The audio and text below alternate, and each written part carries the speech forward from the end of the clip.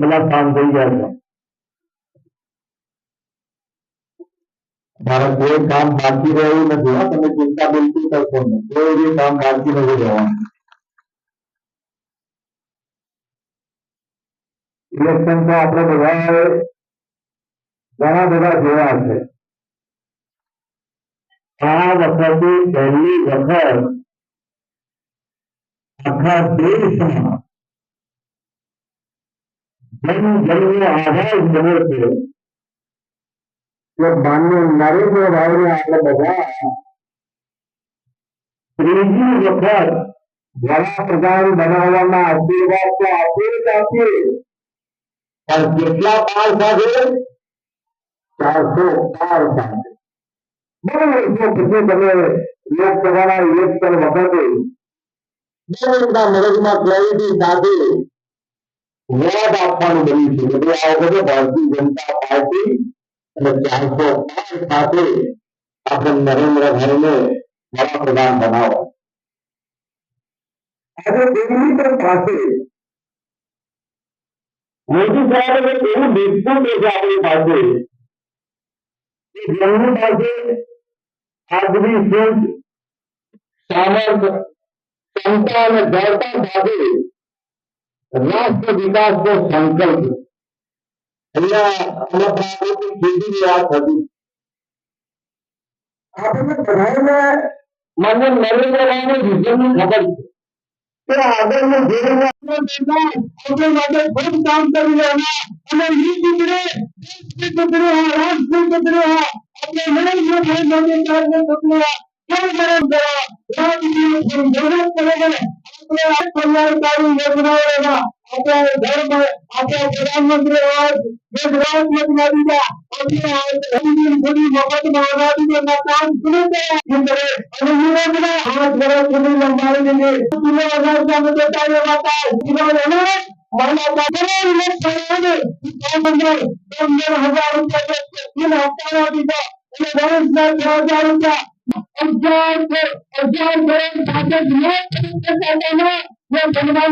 પૈસા હતા. ઉત્તરા યોજના અંતર્ગત અપરાને જન્મતાના દેશમાં 1 કરોડથી વધારે જન્મતાના જેમાં લાભ યોજના મિત્રો એટલા માટે મિત્રો લગભગ યોજનાને કોટ કરતો ખૂબ મોટી જોડા આપણે ધનભાઈ પટેલ સાહેબને મત કાઢેલા ત્યારે નરેન્દ્રભાઈ મોદી સાહેબ આપણા અનાજ દે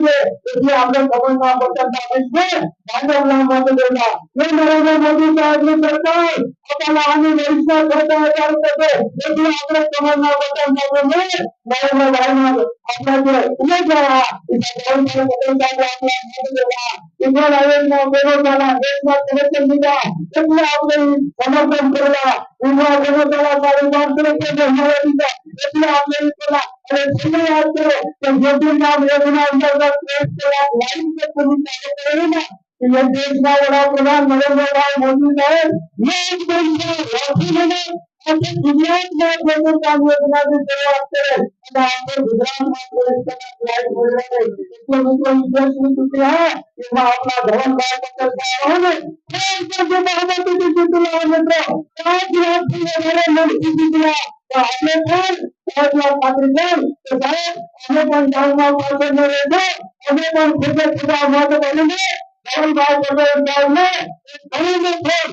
સુધી પહોંચાડજો. અને બધા જ લોકો પછી આપણે ખાતરી આવે છે એક વખત જોરદાર નારાજી સાહેબને આપણે ખાતરી છે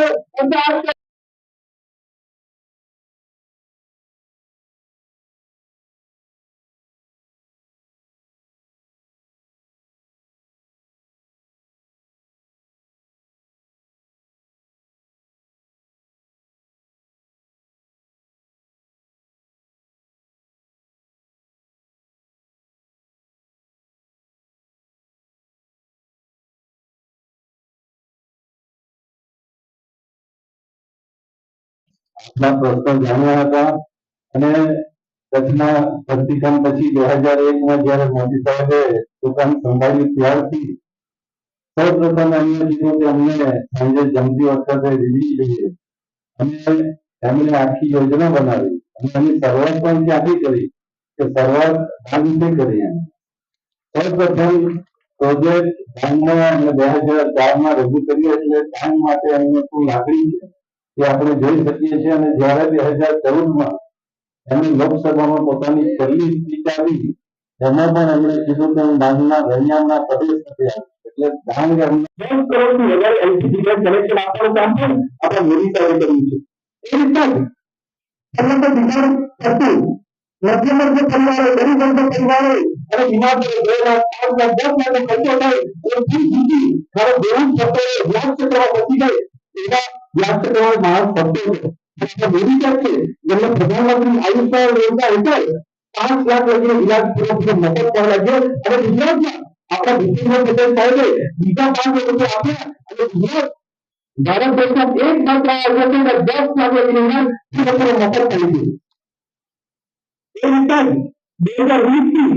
જ્યારે કોરોના કાળની અને ગરીબ પરિવાર હોય આદિવાસી પરિવાર હોય ખેડૂત વર્ગ હોય જે રોજગાર નથી કરે રોજગાર મજૂરી કરે રોજગાર કમાય અને રોજગાર ખાય એ લોકો ભૂખા રહે એની મદદ લોકડાઉનમાં આવી ગઈ હતી તો મોદી સાહેબ એના માટે ચિંતિત હતા એને કારણે 2020થી પૂરા દેશભરના 80 કરોડ લોકો અને ગુજરાતમાં 3.5 કરોડ લોકોને મફત અનાજ આપવાનું કામ મોદી સાહેબ 2020થી કરી રહ્યા છે 2024 કલાક પર ચાલુ છે અને જાહેરાત કરી છે 2029 માં પૂરા દેશભરમાં 80 કરોડ મફત અનાજ મળવાનું છે એ રીતના ખેડૂતો માટે પણ કોંગ્રેસ કોઈ દિવસ ચિંતિત નથી જે આદિવાસી સમાજને ગેરમાર્ગે દોરે છે એ રીતે ખેડૂતોને પણ ગેરમાર્ગે દોરાવે નહીં આ કોંગ્રેસની સરકાર કરતી હતી અને રાજીવ ગાંધી કહેતા ધરમપુરમાં કીધું હતું કે જ્યારે દિલ્હીથી 100 રૂપિયા મૂક્યો ને તો ડાળ આવતા હતા 15 રૂપિયા થઈ જાય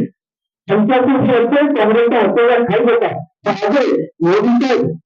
કિસાન મોદી સ્કીમમાં જ્યારે દિલ્હીથી 6 હજારનું બટન દબાવે છે તો ડાળના દેશના ખાતામાં પણ 6 હજાર આવે એ કામ આજે મોદી સાહેબ કરી રહ્યા છે એના કારણે નફરત કરે છે કે બધી ચોરી બંધ કરી નાખી એ રીતે અનેક કામ મોદી સાહેબ દેશ માટે કર્યા છે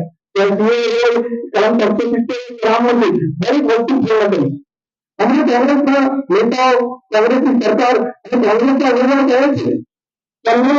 દેશમાં જીતાડો કુટુંબમાં જીતાડો તો અમે આદિવાસી સમાજને ફરી કરશું મારે અમે એવું પૂછ્યું છે કે 45 વર્ષ ગુજરાતમાં કોંગ્રેસની સરકાર હતી ત્યારે તમે આદિવાસી સમાજને ફરી કરતા કોણ નથી હતા એ આપણે મોદી સાહેબ છે જેમના મુખ્યમંત્રી બન્યા પછી 2020માં આદિવાસીઓ માટે દરેક કામ કર્યું